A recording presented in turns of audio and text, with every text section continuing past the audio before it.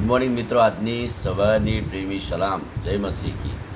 આપણે ગયા સપ્તાહ દરમિયાન આશ્રય નગરો વિશે અભ્યાસ કર્યો હતો અને હવે આપણે પર્વતો કે પહાડ, બાઇબલમાં વર્ણવેલા પર્વતો અને પહાડ વિશે અભ્યાસ કરવાના છીએ. અને પર્વતો કે પહાડ પણ એક મોટો ઉપદેશ આપે છે. ત્યારે પહાડોની વાત બાઇબલમાં નોંધ કરવામાં આવેલી છે, એ આપણે જોઈશું. પણ આ પર્વતો, આ પહાડો શું છે? એ તો એક કુદરતી બાબત છે. જેમ નદી નાળા હોય છે એમ પર્વત પણ કુદરતી બાબત છે. કોઈ માણસોએ બનાવેલા પર્વતો કે પહાડ નથી. અને એટલે આ પર્વતો પણ ઈશ્વરનું એક સર્જન છે. પણ એ બહુ મોટો ઉપદેશ પહાડ આપે છે અને એ પહાડ ઉપર ઘણા બધા કામ થયેલા છે. એ પહાડ ઘણો બધો ઉપદેશ આપે છે. એ વાત અનુક્રમે આપણે જોઈશું. પણ આ પહાડો બાઇબલ પ્રમાણે શું છે, એનું સ્થાન શું છે? પહેલી વાત, આ પર્વત એ ભયના સમયે બચાવનું સ્થળ કહેવામાં આવતું હતું. કે જ્યારે ઇઝરાયેલીઓ પર ભય આવે, કોઈ ચડી આવે, ત્યારે કહે છે, અને કોઈ વ્યક્તિ જૂથ કે ગ્રુપ પણ જો અસલામતી અનુભવે તો એ પર્વતો ઉપર નાસી જાય, પર્વતો પાછળ સંતાઈ જાય. ઉત્પત્તિ 14 અને 10, સદોમ તથા ગમોરાના રાજા નાસી ગયા, પણ બાકી રહેલા ટોળાઓ સદોમના પહાડોમાં સંતાઈ ગયા કે નાસી ગયા. નાશના સમયે બચાવને માટે, એટલે કે ભયના સમયે પર્વત એ બચાવનું કામ કરે છે.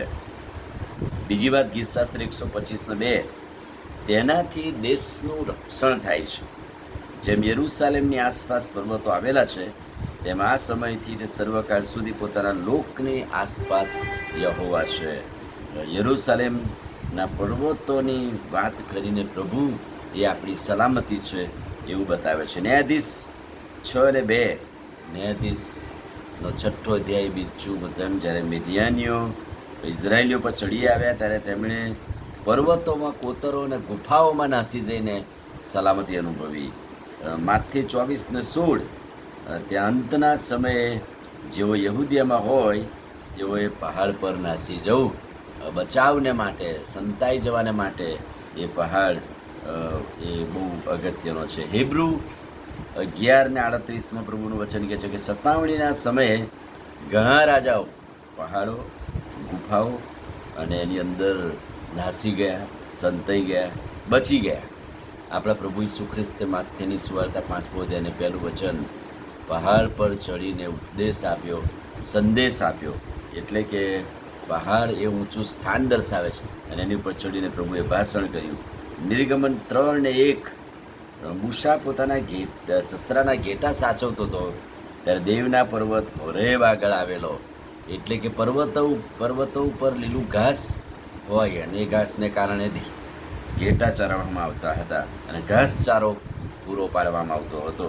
એટલે ગીતશાસ્ત્ર 147:8, પ્રભુ પૃથ્વીને વરસાદથી ભરપૂર કરીને પહાડો પર ઘાસ ઉગાવે છે.